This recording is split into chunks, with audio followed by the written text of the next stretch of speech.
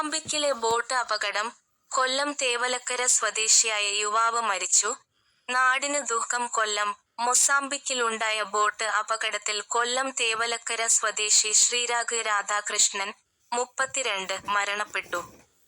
കഴിഞ്ഞ 4 വർഷമായി മൊസാംബിക്കിലെ Scorpio marine എന്ന കമ്പനിയിൽ ജോലി ചെയ്തു വരികയായിരുന്നു ശ്രീരാഗ്.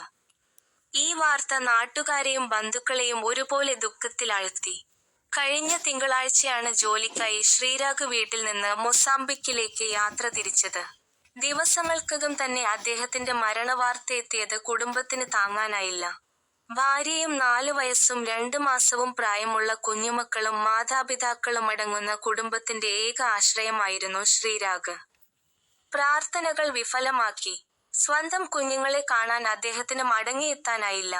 അപകടത്തെക്കുറിച്ചുള്ള കൂടുതൽ വിവരങ്ങൾ പുറത്തുവന്നിട്ടില്ല. മൃതദേഹം നാട്ടിലെത്തിക്കാനുള്ള ശ്രമങ്ങൾ നടന്നുവരുന്നതായി ബന്ധുക്കൾ അറിയിച്ചു. ശ്രീരാഗിന്റെ ആകസ്മിക വിയോഗത്തിൽ നാട് ഒന്നടങ്കം ദുഃഖം രേഖപ്പെടുത്തി. News city, Thiruvananthapuram.